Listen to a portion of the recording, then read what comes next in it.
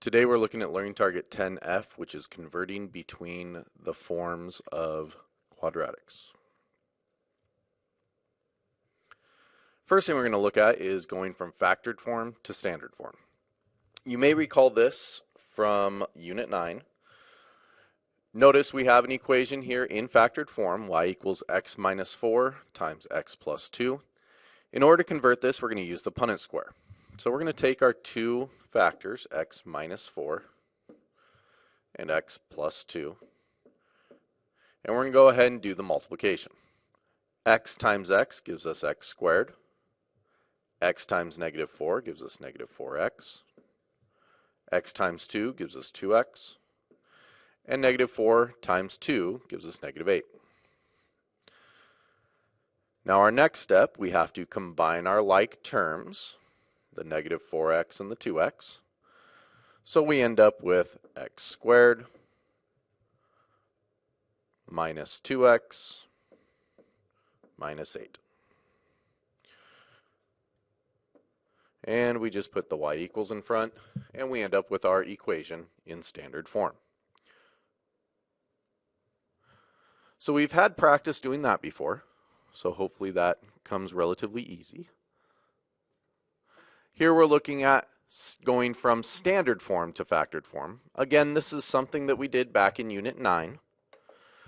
Anytime we have an a value that is 1, like this top example, we have an imaginary 1 there, we can simply look for numbers that multiply to give us our c value that add together to give us that b value.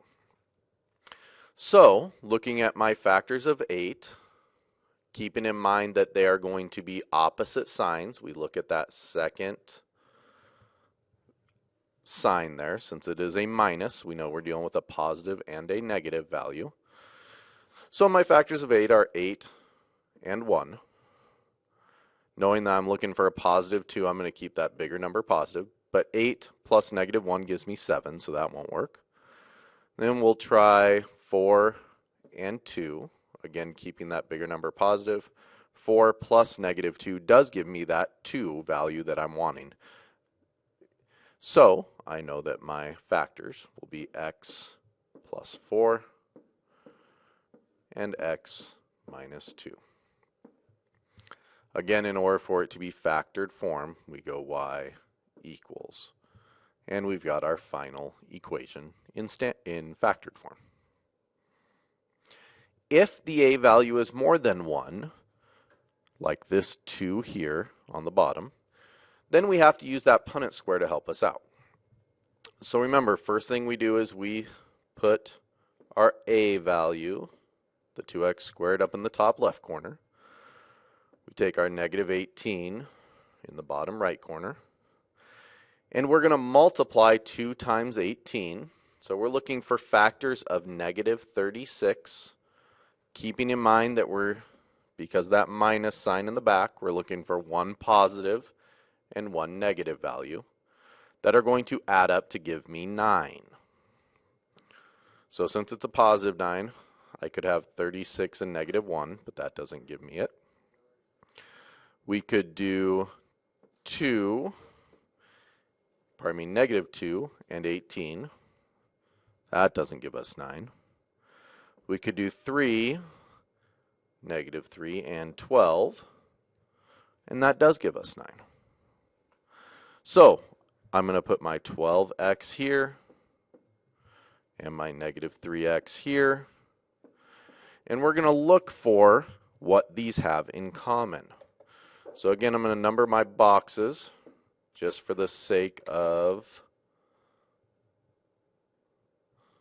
us talking here. So 1, box 2, box 3, and box 4.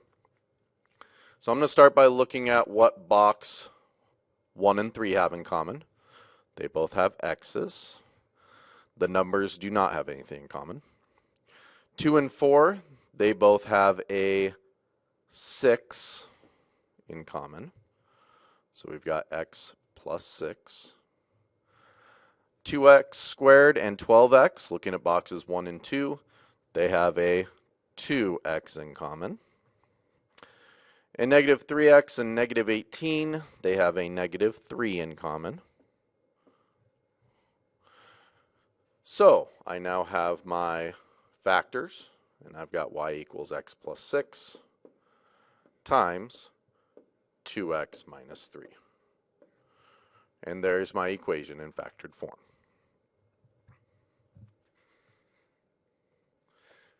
Now, in terms of going from vertex form to standard form, we are simply going to perform the order of operations.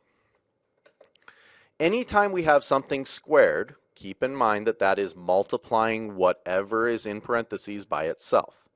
So I'm going to expand this out to be y equals x minus 3 times x minus 3 plus 5. Anytime we have that multiplying of two factors, x plus 3 times x plus 3, we'll go ahead and use our Punnett square to help us with that. So we got x minus 3 times x minus 3. X times x gives us x squared. X times negative 3 gives us negative 3x. X times negative 3 gives us negative 3x. And negative 3 times negative 3 gives us a positive 9.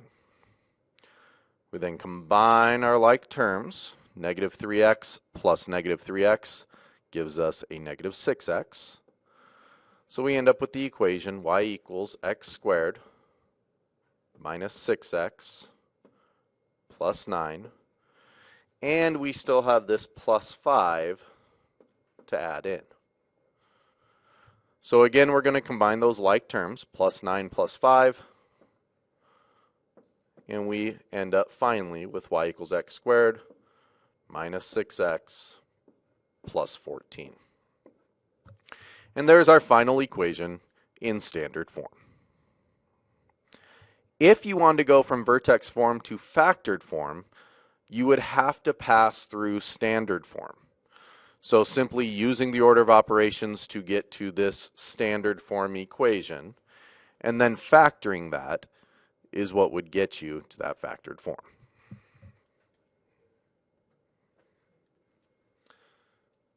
Now, if we want to convert to vertex form, we're going to have to use the tools such as the graphing calculator to help us. So let's go ahead and look at this. Looking at our graphing calculator, first thing we're going to do is we're going to go to our y equals, and we will plug in our equation. So y equals x squared plus 6x plus 5. Now, looking at this, I know I'm dealing with a concavity that's going to concave up because our a value is positive. So I'm looking for a minimum value. So if I look at my graph, that should confirm it. And so I can see here that my vertex is going to be somewhere around where x is negative 3, it looks like. But I'm going to look at my table and make sure. Now, looking at the table, I can see that when x is negative 3, that is my lowest y value. So I have a vertex here of negative 3, negative 4. I have an a value of 1. That is important when writing our equation in vertex form.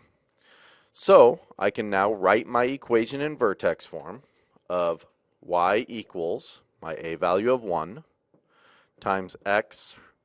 Remember, we take the opposite of our x value, so plus 3 squared, and then minus 4. Looking at our second equation, we'll go ahead and plug that into our y equals. This time it's in factored form. Times x plus 1. And again, we can look at our graph, and hopefully you notice that these two equations are equivalent. So when I do look at my table, I end up with the exact same value of negative 3, negative 4, and so my equation would be the same. We are going to be spending some time converting between the forms throughout Learning Target 10F. So if you have any questions, please make sure you ask Mr. Dunn or myself, and we will be more than happy to help.